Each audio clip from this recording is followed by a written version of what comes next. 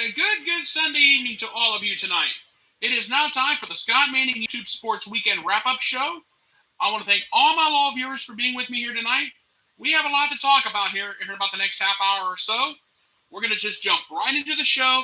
I'm not going to waste any valuable time. We're just going to jump right into it. We have a lot to talk about here about the next half hour. I am so glad to have you guys with me here tonight. Let's go right into it. What can I say? The San Diego Padres just swept the St. Louis Cardinals. Yes, the same Padres team that was minus Fernando Tatis Jr., minus Eric Hosmer, due to COVID-19. The Padres still got the job done. How in the world did they do it? Well, let's see. Trent Grisham, he stepped up in a big way. 4 for 12 with a double, 3 runs, despite he walked 3 times, but he did strike out twice. Big help right there.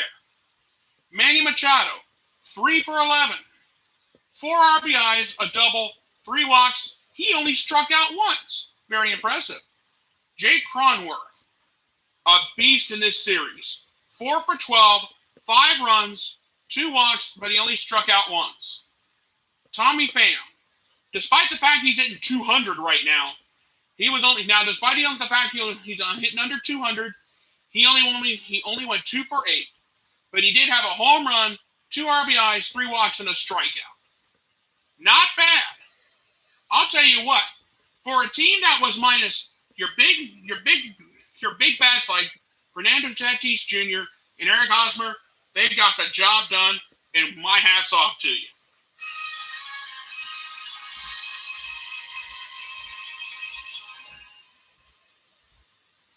And right now, everybody's feeling this about the Padres right now. I'm very bullish on them. They're only a game and a half back at the San Francisco Giants. Keep in mind, this was a Cardinals team that should have beaten the Padres easily because they didn't have Hosmer or Tatis Jr. But let's see. What happened to the Cardinals in this series? Let's see. Tommy Edman. He was supposed to be a big bat.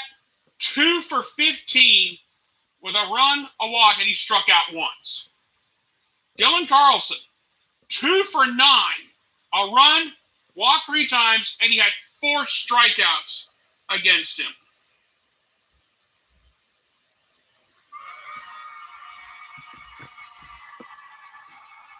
Paul Goldschmidt, 3 for 11 with a run, 2 walks. He did have a double, and he did have a strikeout. Nolan Arenado, he was the only real bright spot for the Cardinals in the series. He was 5 for 12 with 3 runs, 3 home runs, and 4 RBIs. 4 RBIs in this series. How about some love for him?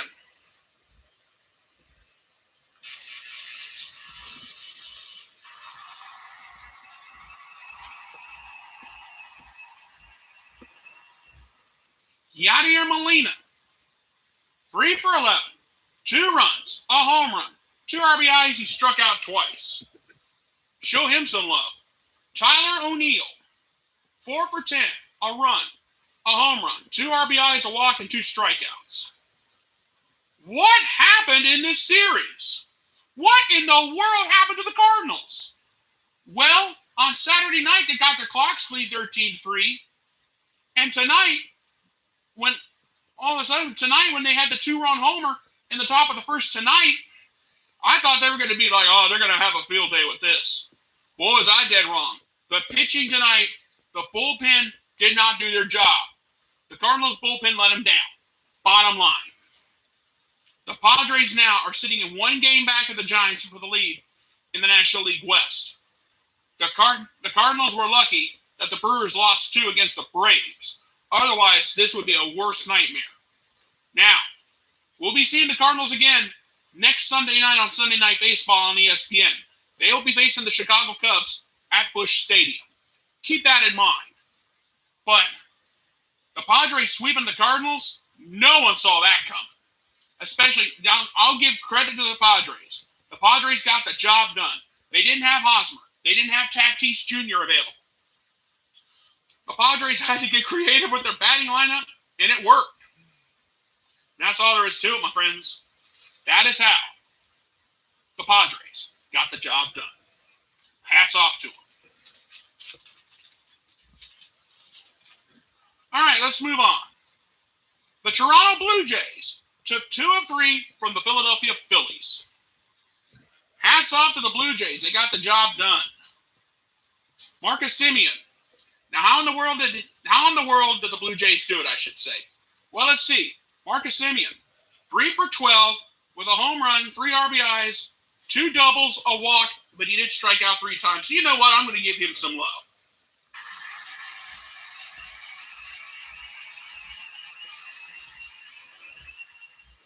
Bo Bichette, 3 for 13 with a home run, 2 RBIs, a walk, but he did strike out 3 times. You know what? Let's give him some love.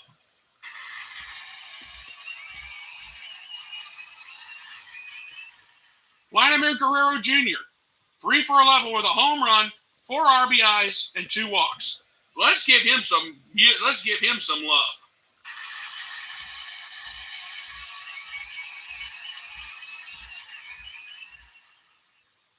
Randall Grichuk, 3 for 12, 2 doubles, 2 RBIs, but he did strike out twice. You know what? He gets a lot of love too. That's what happened in this series. The Blue Jays hitting was wonderful. But let's talk about the Phillies for a second. Andrew McCutchen, 2 for 11, a home run, 1 RBI. He had 4 walks, struck out 5 times. All those extra boos were for each K that he struck out. Gene Segura, 3 for 13 with a double, a triple, 2 walks, but he did strike out twice. Rhys Hoskins, 5 for 10, 2 walks, 3 RBIs, and he had 2 doubles for the series and a K. I'll give him some love. Bryce Harper, he did not play the entire series. He's only 2 for 6, 2 walks, actually 2 for 6 with a double, 3 walks, and 3 strikeouts.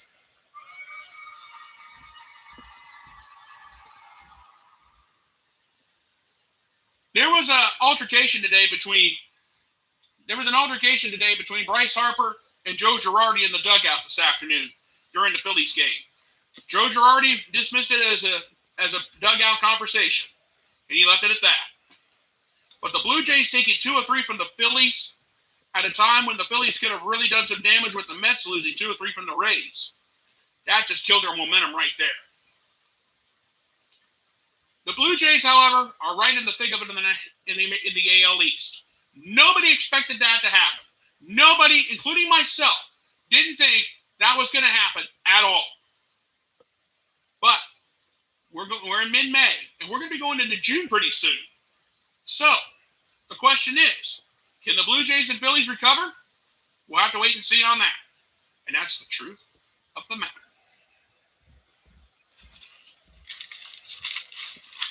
Now we need to move on. We got some news coming out of LA. Big news. I got some good news, bad news. I'll get the bad news out of the way first. Corey Seager will not have to have surgery on his right hand. Dodgers manager Dave Roberts said, "I think we dodged a bullet." You did dodge a bullet because Seager's one of your best hitters right now. Now, Seager got hit on the right hand against the Marlins on Saturday night. I saw that, and I'm thinking, uh-oh, that's not good. And the Dodgers they're in trouble now. I mean, right now, they won the last 2 series, but at one point, the Dodgers lost 5 straight series. They were in trouble. They were hurting big time. And let's think about this for a minute. With Seager out of the lineup, that means we'll be seeing guys that we rarely see. And now this is where the important element comes in. Albert Pujols, remember he got released by the LA Angels? Guess what? He's coming to become a Dodger. He's going to become a member of the Los Angeles Dodgers. He's going to play for them for the rest of the season. And according to the report, and this is a deal, and this is according to the LA Times, it will not be official until Monday. Keep that in mind. He's going to get a prorated portion of his salary. the minimum of $420,000. That's a minimum from Major League Baseball. Subtracted from the $30 million salary being paid off by the Angels. Now, keep in mind, Pujols has had some struggles. Yes. The Dodgers are going to need a big bat now because Seager's going to be gone for 4 weeks. And that is a huge loss right there. But with the addition of Albert Pujols, it could be the answer. Everybody was thinking, where will Pujols wind up? Will he go to St. Louis? Could he have gone to the White Sox to play for Tony La Russa? La Russa said, I don't have a spot for him. I don't want him. Pujols becoming a Dodger is a big deal. He's hitting over 300 right now. He's had some struggles. He's been having struggles at the plate. But he can do a lot of damage out in the field. Believe me. And on top of that, more major news coming out of the state of California. Hunter Strickland has signed a deal to be part of the LA Angels. That deal will not be made official until Monday. So we got some major shaking and breaking going on out on the West Coast. Pujols coming to Los Angeles to play for the Dodgers. Actually, him making the drive from Anaheim to LA to go play for the Dodgers. That is huge. Pujols went from a last place seller team to a possible. Now, he may have just turned the Dodgers back into a contender again. Now, the Dodgers are having their struggles, yes. Is it the effects of the 162-game season? I think so. However, at the end of the day, Pujols coming to LA is what the sport needs right now. And that's the truth of the matter. So, everybody's thinking, this is a great day. The Dodgers are thinking,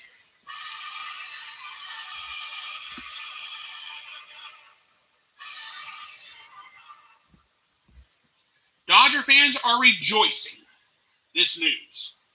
Like I said, it will not be official until Monday. However, at the end of the day, the Dodgers got the gift that they needed in a big, big way. They needed it, and they got it. Now, will Pujols come through? Manager Dave Roberts has already said he will probably be using Pujols for late inning pitch hitting duty. But also, too, he's also said he's going to get some time in the field. He can move some guys around in the infield to have Pujols out there. But with Corey Seager hurt, that's a big deal right there. And that's and I'll tell you now, Seager's going to be gone for 4 weeks. Pujols coming to LA, coming to the Dodgers, is the biggest story so far. All right, we got to move on. And if you're watching me live tonight, keep your comments coming. Have your comments coming. I may even share some of your comments on the air tonight because we've had a lot to talk about. Now, we got to move on. I want to ask you guys something. Did you guys see the end of the White Sox-Royals game today? Isn't that one of the dumbest things you've ever seen? Kansas City Royals manager Mike Matheny is calling for accountability after the umpires and video replay got the call wrong to give the White Sox a 4-3 victory over the Kansas City Royals. Now, if you don't know what happened, now it's already got over about 500,000 hits on YouTube already. What happened was, White Sox first baseman Jose Abreu was at third. Kansas City pitcher Wade Davis threw a wild pitch, and Kansas City catcher Cam Gallagher could not come up with the ball. Abreu came home. He was ruled safe by the umpire at home plate. However, the replays clearly show, and I've seen this. I looked at the replay myself. Abreu was out. Big time. The umpires got it wrong. Video replay got it wrong. I have never seen video replay be so incorrect. Now, here's the question. Do you think it's time that we use roboted umpires? Yes or no? Now, I know the umpire is only human. They're not perfect. I'll give you that any day of the week. But a call like that, when the video clearly shows Abreu was out, there needs to be some accountability. It's time. And personally myself, and I shouldn't sound like this, I'm sorry. But it's time there's two umpires in particular, it's time that they shut up and retire. Number one, Angel Hernandez. He is the worst umpire in Major League Baseball history. I just said it. Angel Hernandez is the worst of the worst. Who's the other one, you may ask? Take a guess. Fat and grumpy country cowboy Joe West. Joe West has been umpiring since the 70s, for crying out loud. He's went from young, fat, and grumpy to old, fat, and grumpy. And he's 60-some years old. It is time for those two umpires, Angel Hernandez and Joe West, it's time for them to shut up and retire. I've seen Joe West blow games. I've seen Angel Hernandez. I saw a replay of a Cubs-Rockies game right here on YouTube when Hernandez missed a call at Wrigley Field when the Cubs were playing the Rockies. And Steve Mongo McMichael, who was getting ready to say, take me out to the ball game in the seventh-inning stretch at Wrigley, he called out Angel Hernandez right in front of everybody. And it was one of the most beautiful things I have ever seen. So, to Cowboy Joe West and Angel Hernandez, this is all I've got to say to you two.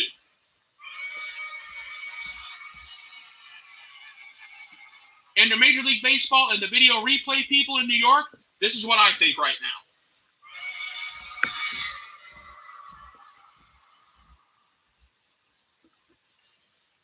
Bottom line is this. The replays clearly showed Abreu was out. If you don't believe me, go to YouTube, type down White Sox Royals, and that's one of the first things that comes up is the missed call at the plate. That was ridiculous. The White Sox won. They had the best record in baseball. But that win is going to be talked about for a long time to come. Mark my words. All right. I'm going to kind of relax a little bit and get away from the baseball diamond. We need to talk about the NBA playoffs. The playoffs are now set in the East and West. The Philadelphia 76ers clinched the overall number 1 seed. The Brooklyn Nets, they will get a play-in winner as they are the 2 seed. The Milwaukee Bucks, they're going to be the 3 seed in the NBA Eastern Conference. The 4 seed, the New York Knicks, in the playoffs for the first time in forever. Now, hold on. I'm going to back up, and I'm going to tell you exactly what I think of each team. The Philadelphia 76ers are in the playoffs. They are the overall 1 seed. The Brooklyn Nets, this is what I think. The Milwaukee Bucks, that's what I think of them. The 4 seed New York Knicks, this is what I think of them. House of pleasure, house of pleasure, house of pleasure. The Atlanta Hawks, they're in the playoffs for the first time in forever. The Miami Heat, last year, the NBA East champions, and this is what I'm thinking of them right now. House of pleasure, house of pleasure. The 7 seed Boston Celtics, they're going to have to do with the play-in tournament, and they are going to be in a world of hurt. Find the right one here.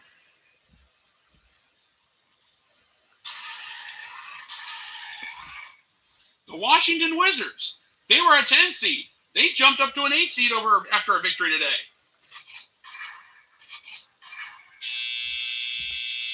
The Indiana Pacers, they are the 9 seed. And the Charlotte Hornets, they are the 10 seed.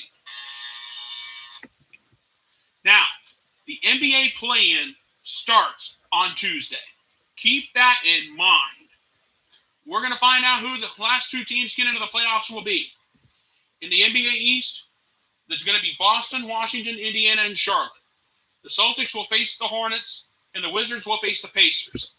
Those are the games that I'm going to be thinking about, too. Now, in the NBA Western Conference, the Utah Jazz got the overall number 1 seed. The Phoenix Suns, they're in the playoffs for the first time in 11 years. House of pleasure, house of pleasure. The Denver Nuggets, they are the 3 seed. House of pleasure. The Los Angeles Clippers, they're going to be the 4 seed.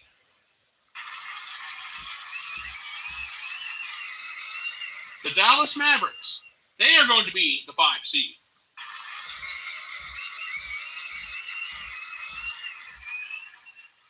The Portland Trailblazers, they beat the Denver Nuggets earlier tonight. They are going to be the 6 seed. The Los Angeles Lakers, last year's NBA World Champions, are going to have to do it. They're going to have to do the play-in, and basically, this is what I think happened.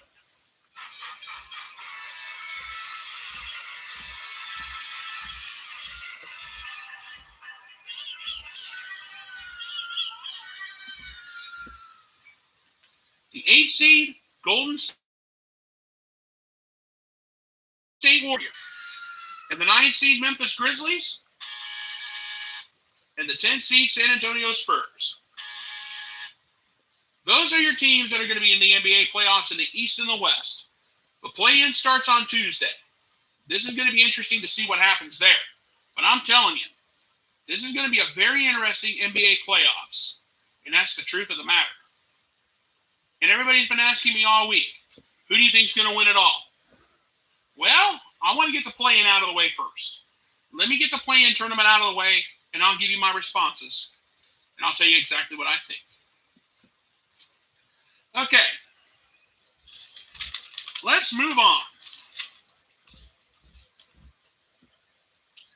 The NASCAR Cup Series was at Dover International Raceway today. Alex Bowman came home the winner. Kyle Larson finished second. Chase Elliott finished third today. William Byron finished fourth and Joey Logano fifth. Alex Bowman. House of Pleasure. House of Pleasure. Alex Bowman led 98 laps today. Sadly, though, second place finisher Kyle Larson won the first 2 stages, dominated the race leading 263 laps. He comes home second. Chase Elliott didn't lead a lap today. The last year's Cup champion came home third. William Byron, who won a race earlier this year, finished fourth. And Joey Logano finished fifth. The Hendrick Chevrolets, the Hendrick team, if you have bought stock in the Hendrick team, this is what you're going to be thinking about. Cashing in. You're going to be making a lot of money after today's race. And of course, on Saturday, the Indy cars were at Indianapolis for the GMR Grand Prix. Rinus VeeKay scored his first win. He is the 4th driver under the age of 24 to win this season. VeeKay is only 20.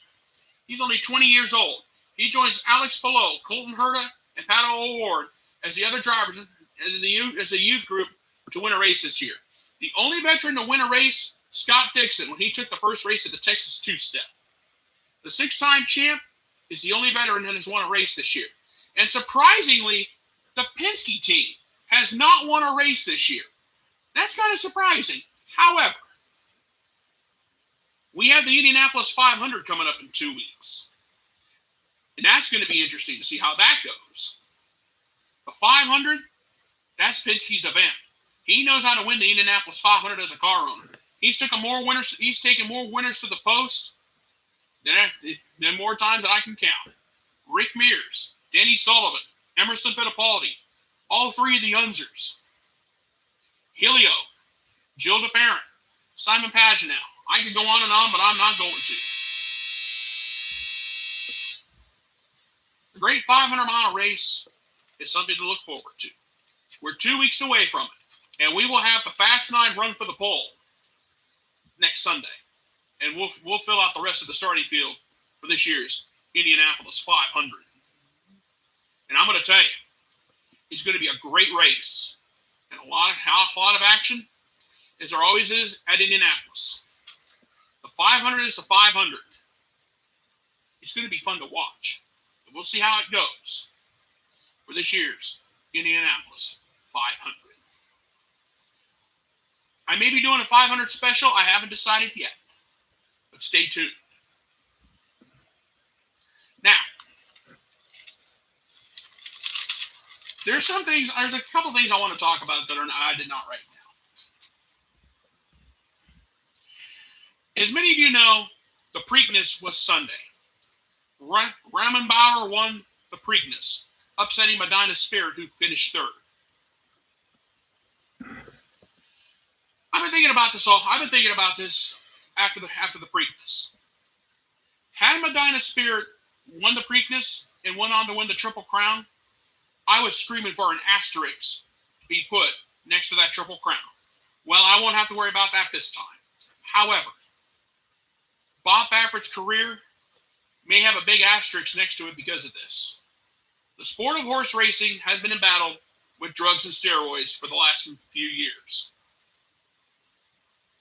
Baffert, I'm very disappointed in you. A lot of horse trainers looked up to you. You are a hero to a lot of people. You've denied everything. You've been banned from the Churchill Downs racetrack in Louisville because of that positive drug test. I think your career is going to have a big asterisk right next to it, and you're seeing why.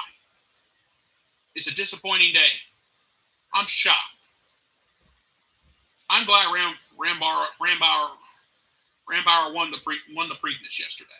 I'm very happy about that because we won't have to worry about a Triple Crown, or should I say, we won't have to worry about a tainted Triple Crown being obtained. If this Triple Crown had Medina Spirit won it, it would have been tainted because of that drug test. There's no doubt in my mind. It's absolutely sad that we're seeing this, and it's very disappointing. And Bob Baffert, no, you don't get that. This is what you get.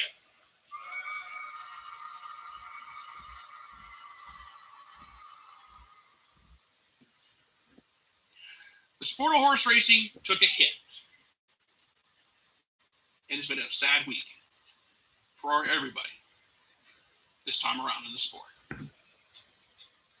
And now, ladies and gentlemen, it is now time for my closing thoughts on this night. Major League Baseball has been embedded with umpire issues and all that. You heard about the incident today in Chicago. Is it time for robot umpires? We don't know. A lot of people are saying yes. A lot of people are saying no. I know the umpires are only human, but that call today in Chicago, replay got it wrong. And I don't blame Mike Matheny for screaming for accountability. This year, the strike zone amongst the umpires has been all over the place. Think about this. Early in the season, everybody was thinking, swing for the fences because of it. We saw more strikeouts than home runs in the month of April. That's the truth. Is it time Is it time for robot umpires? That is going to be a question that's going to be debated. Personally, myself, I'm not sure about I don't know about the robot umpires. But like I said earlier, Angel Hernandez and Joe West need to shut up and retire. And there's a few others I can think of too. And I'm not going to waste my time with that tonight.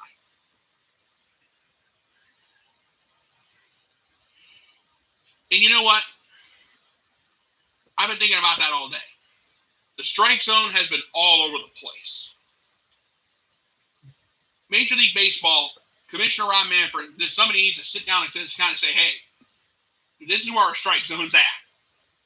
I'm seeing things going all over the place. Now, we're in mid-May. We're seeing some of the teams. We'll know who some of the contenders and the pretenders are going into June. You have my word on that. But the truth of the matter is, we're going to continue to have this debate until the end of time. And that's all I have to say on this night. All right, folks, I'm going to go ahead and get on out of here. I want to thank you guys so much for being with me here tonight. Please subscribe to my YouTube channel. My name is Scott Manning. All you have to do is type my name, scroll down, look for this pretty face, click subscribe, and you'll see all the videos I have done so far. I'll be back here Friday afternoon at 12 o'clock Eastern Time for the Scott Manning YouTube Sports Weekend Kickoff Show. And I'll be back here next Sunday night at 11:30 with the Weekend Wrap-Up. I want to thank you guys so much for being with me here on this night. You guys are a great group, and I really hope you did enjoy this show tonight. I'm going to go ahead and sign off for the night. You guys have a fantastic night. Good night, everybody, and God bless. Thank you so much for being with me, and good night.